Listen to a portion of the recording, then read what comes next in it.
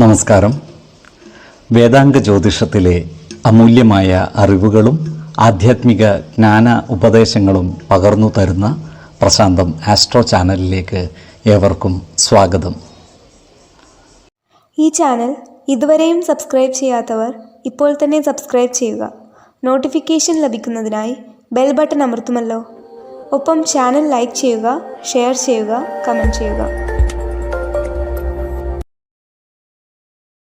കൊല്ലവർഷം 1199 കർക്കിടക സംക്രമം വിശാഖം നക്ഷത്രത്തിലാണ്. കർക്കിടകം 1-ാം തീയതിയിലെ ഗ്രഹനില അനുസരിച്ച് എടവം രാശിയിൽ സർവേശ്വരകാരകനായ വ്യാഴവും കുജനും, മിഥുനത്തിൽ ആദിത്യനും, കർക്കിടകം രാശിയിൽ ബുധനും ശുക്രനും, കന്നിയിൽ കേതുവും, തുലാം രാശിയിൽ ചന്ദ്രനും ഗുളികനും, കുംഭത്തിൽ ശനിയും, മീനം രാശിയിൽ രാഹുവും സ്ഥിതി ചെയ്യുന്നു. ഉത്രട്ടാതി നക്ഷത്രത്തിൽ ജനിച്ചവർക്ക് കർക്കിടക മാസം പൊതുവെ ഗുണദോഷ സമ്മിശ്രമായിരിക്കും. ഈ നക്ഷത്രക്കാർക്ക് കർമ്മ മേഖലയിൽ കാര്യങ്ങൾ അനുകൂലമാണ്. പുതിയ സ്ഥാനമാനങ്ങൾ വന്നു ചേർന്നാലും അത്ഭുതപ്പെടുവാനില്ല. പുതിയ സാങ്കേതിക വിദ്യകൾ പ്രാവർത്തികമാക്കുവാൻ ഇവർ പരിശ്രമിക്കുന്നതുമാണ്. ഈ നക്ഷത്രക്കാർക്ക് സാമ്പത്തിക ഭദ്രത ഉണ്ടാകുന്നതാണ്. അർഹതപ്പെട്ട ചില പദവികളിലേക്ക് എത്തിച്ചേരുന്നതിന് കാലതാമസം നേരിടുന്നതാണ്. അപ്രതീക്ഷിതമായ ചില പരാജയങ്ങൾ ഇവരുടെ മനസ്സിനെ അസ്വസ്ഥമാക്കുവാനുള്ള സാധ്യതകളും കാണുന്നുണ്ട്. എന്നാൽ ശത്രുതാ മനോഭാവത്തോടെ പെരുമാറുന്നവരുടെ മേൽ വിജയം വരിക്കുവാൻ ഇവർക്ക് സാധിക്കുന്നതാണ്. അത്തരക്കാരെ തിരിച്ചറിഞ്ഞാൽ അവരുമായി നല്ല സ്നേഹ സൗഹൃദ ബന്ധങ്ങൾ നിലനിർത്തുവാൻ പരമാവധി പരിശ്രമിക്കേണ്ടതുമാണ്. കുടുംബ അംഗങ്ങളുമായി നല്ല സ്നേഹബന്ധം നിലനിർത്തി മുന്നോട്ട് നീങ്ങുവാൻ പരിശ്രമിക്കേണ്ടതാണ്.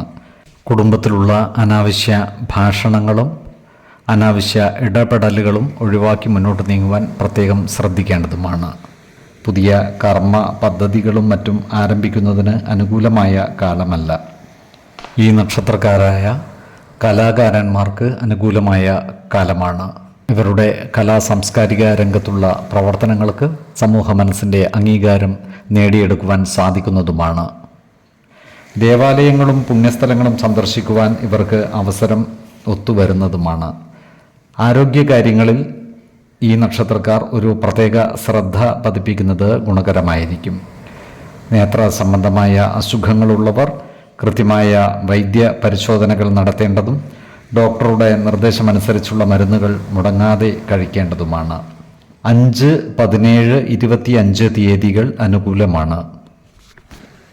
ഈ നക്ഷത്രക്കാർ ജനിച്ച സമയത്തെ അടിസ്ഥാനമാക്കിയുള്ള ജാതകത്തിലെ ലഗ്ന രാശിയുടെയും ലഗ്ന അധിപന്റെയും സ്ഥിതിയും ശുഭ-പാപ ഭാവങ്ങളുടെ സ്ഥിതിയും ഓരോ രാശിയിലെയും ഗ്രഹങ്ങളുടെ സ്ഥിതിയും അനുസരിച്ച് ഇവരുടെ പൊതുഫലത്തിൽ ഏറ്റക്കുറച്ചിലുകൾ ഉണ്ടാകുവാനിടയുണ്ട്.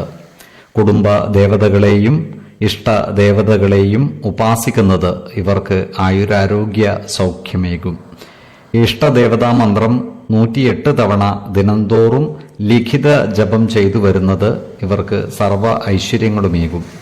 നല്ല വ്യക്തി സാധനകളോടെയും ഉപാസനകളോടെയും മുന്നേറിയാൽ സർവേശ്വരാനുഗ്രഹത്താൽ ഇവരുടെ സർവ്വകാര്യങ്ങളും മംഗളകരമാകും. നന്ദി, നമസ്കാരം. ജ്യോതിഷരത്നം പ്രശാന്ത് കണ്ണോം.